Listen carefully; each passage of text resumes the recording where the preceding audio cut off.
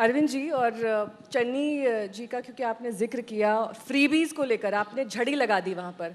चन्नी जी ने कहा कि तू डाल डाल तो मैं पात पात, मैं भी फ्रीबीज की झड़ी लगा देता हूँ, लेकिन ज़मीनी तौर पर इम्प्लीमेंट नहीं कर पा रहे।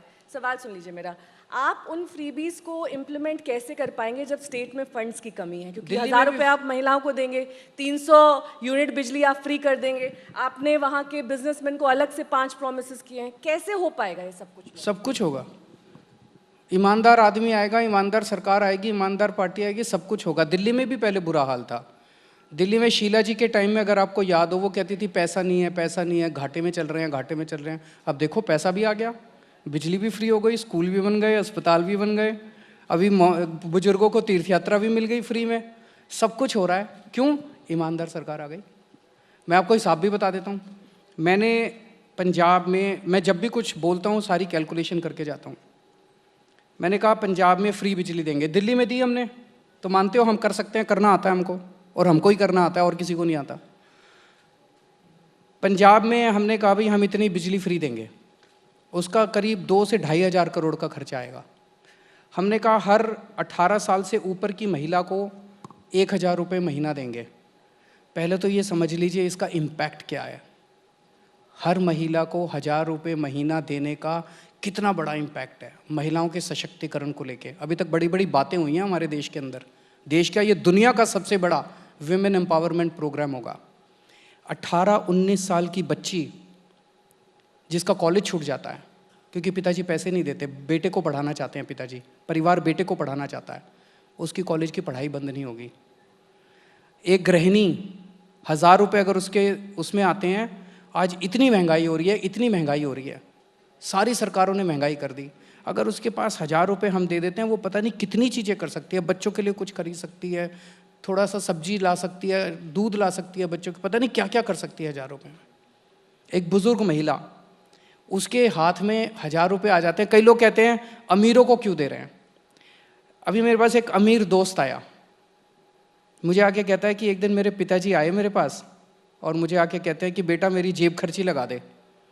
तो मैंने कहा पिताजी आपको जेब खर्ची की क्या ज़रूरत है, मैं हूँ ना, आप मुझे हुक्म करो। कहते मेरे को अब मार्केट में गोलगप्पे खाने जाना है तो मैं तेरे से पैसे मांगूंगा।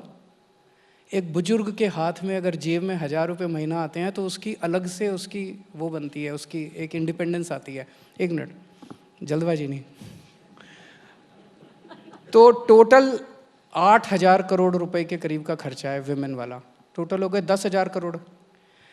अब पंजाब का बजट टोटल है 1,70,000 करोड़। आपके हिसाब से कितना % करप्शन होता होगा एक ठेका अगर दिया जाता है तो? लोग कहते हैं 40% है, 50% है, सारा खा जाते हैं। मैं कहता हूँ 20% मान लो, तो 34,000 करोड़ रुपए का तो करप्शन ही हो गया। इस पैसे को बचा लेंगे जैसे दिल्ली में बचाया। रेते का बिजनेस है वहाँ पे, रेते में इतनी चोरी है, अगर ये रेते की चोरी बच गई तो 20,000 करोड़ यहाँ से आएगा, तो 54,000 करोड़ हो गया। अभी तो मैंने 10,000 करोड़ की फ्री भी दी हैं।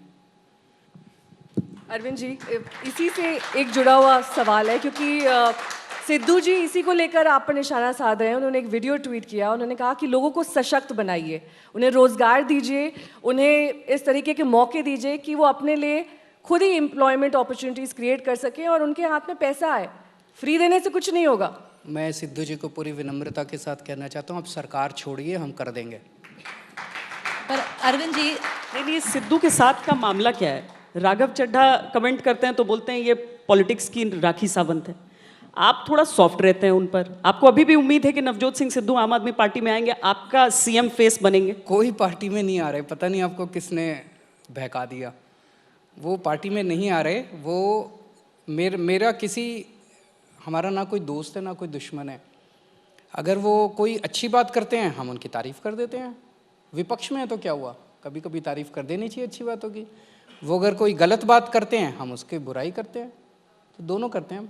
पर आप अगर वो विपक्ष से आपके पक्ष में आना चाहें तो क्या सिद्धू के लिए द्वार खुले हैं आम आदमी पार्टी के पंजाब में? अगर आप उनका मैसेज लेके आई हैं तो मैं बात करूं। नहीं तो ये हाइपोथेटिकल क्वेश्चन है। नहीं, अच्छा मान लीजिए मैसेज लेकर आई हैं, ना मान कैसे लें? अरे तो सीएम बना देंगे आप, सीएम उम्मीदवार। तो आप कॉन्फिडेंट है ना कि आम आदमी पार्टी का ही सीएम बन रहा है? आम आदमी पार्टी सीएम फेस क्यों नहीं दे रही है? हैं? ऐसा तो नहीं, क्योंकि देखिए आपकी पार्टी में अगर एक चेहरे की बात हो तो वो अरविंद केजरीवाल हैं। तो क्या पंजाब जीतेंगे तो अरविंद केजरीवाल जाएंगे वहाँ? अरविंद केजरीवाल दिल्ली का बेटा है, दिल्ली का भाई है, दिल्ली में ही रहेगा। दिल्ली वालों का बहुत प्यार मिला है मुझे, मैं दिल्ली छोड़ के नहीं जाऊंगा। तो पंजाब में नकली केजरीवाल रहेंगे। नहीं, वो जाएंगे अब। उन्होंने कल खुद ही स्टेटमेंट दे दिया, चन्नी साहब ने कल बोला कि उनके शायद कांग्रेस वालों ने उनको बोल दिया कि वो सीएम कैंडिडेट नहीं है।